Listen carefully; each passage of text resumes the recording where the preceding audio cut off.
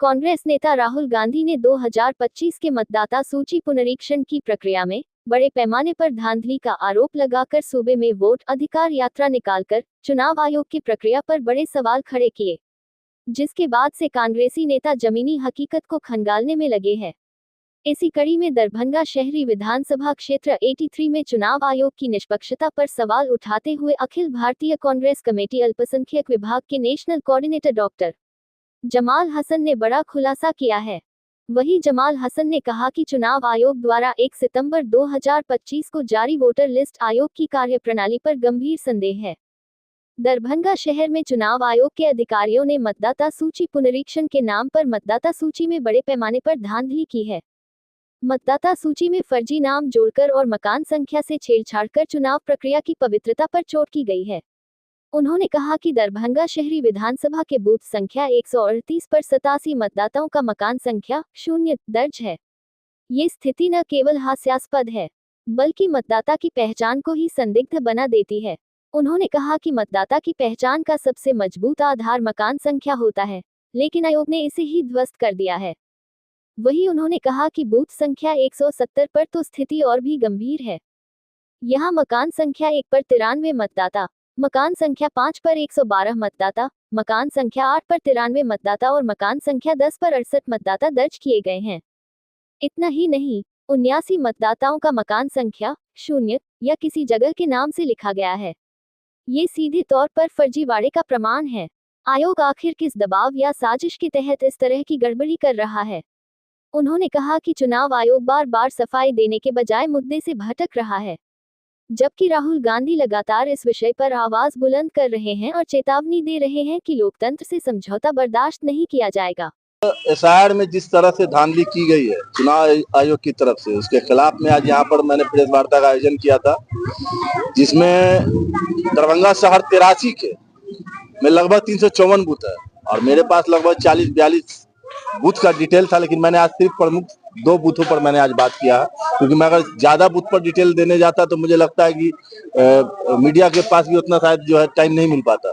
तो मैंने 2 बूथ पर बात किया है, 138 और 170 पे, जिसमें 138 पे लगभग 70 से 72 लोगों के मकान संख्या के आगे 0 दिया गया है।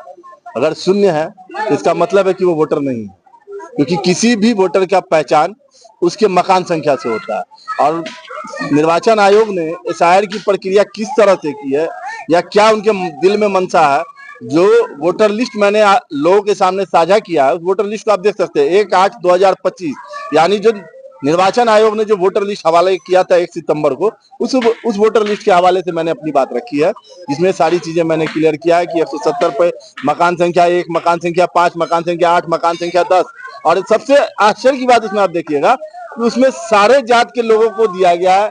अगर मकान संख्या 1 में 91 लोग हैं तो उसमें सारे जात के लोग हैं, हिंदू मुसलमान दोनों हैं उसमें।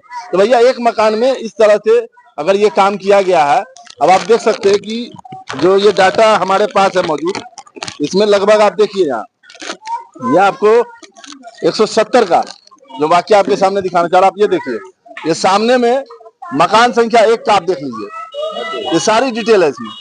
ये मकान संख्या 1 में जो गीता देवी जिनके हस्बैंड का नाम है नारायण राय, दूसरा नाम जो दिया गया भुवनेश्वर प्रसाद जिनके पिता का नाम है सिंहेश्वर प्रसाद, और 12 नंबर पे जो बिंदेश्वर महतो है उनके पिता का नाम है कैलाश महतो। यानी महतो जी भी मौजूद है, प्रसाद भी मौजूद है, राय जी भी मौजूद है।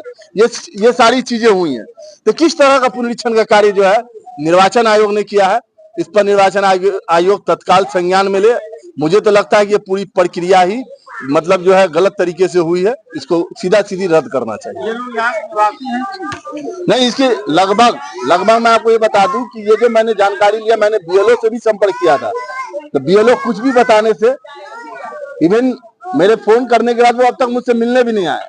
लेकिन मेरी तो ये जानकारी, मेरी तो ये एक जागरूक नागरिक की हैसियत से ये फर्ज बनता है कि मैं इन सारी चीजों को आप लोगों के सामने रखूं कि कम से कम निर्वाचन आयोग के संज्ञान में यह मामला जाए, निर्वाचन आयोग पर ठोस कदम और कार्रवाई करे। आपने लोकल स्तर पर नहीं, अभी कुछ नहीं, अभी इसलिए नहीं किया है क्योंकि मुझे लगता है कि एसआईआर के बाद जितने लोग, जो भाजपा के लोग और गृह मंत्री अमित शाह जो कहीं कहीं कहते हुए आते हैं कि राहुल जी ने जो यात्रा निकाली वो घुसपैठियों को बचाओ के लिए निकाली है, तो मैं ये कहता हूँ 65 लाख जो वोटर के नाम कटे, उसमें क्या 65 लोगों की गिरफ्तारी हुई? क्योंकि वो तो घुसपैठिए थे। तो 65 की गिरफ्तारी हुई तो उसको सार्वजनिक किया जाए। गृह मंत्रालय केंद्र से जारी करे या बिहार सरकार से गृह मंत्रालय जारी करे। जमाल हसन ने की दरभंगा शहरी विधानसभा क्षेत्र में कुल 354 बूथ हैं। फिलहाल उन्होंने केवल 2 बूथों की जानकारी सार्वजनिक की है, लेकिन उनकी टीम हर बूथ की बारीकी से जांच कर रही है। वोट की चोरी सबसे बड़ा अपराध है और यह केवल व्यक्ति का अधिकार नहीं बल्कि लोकतंत्र की नींव पर हमला है। आने वाले दिनों में और बड़े पैमाने पर फर्जीवाड़े का पर्दाफाश किया जाएगा। उन्होंने चुनाव आयोग को चेतावनी देते हुए कहा कि जितनी जल्दी हो सके इस गड़बड़ी को सुधारा जाए, अन्यथा इस पूरी प्रक्रिया को रद्द करना होगा।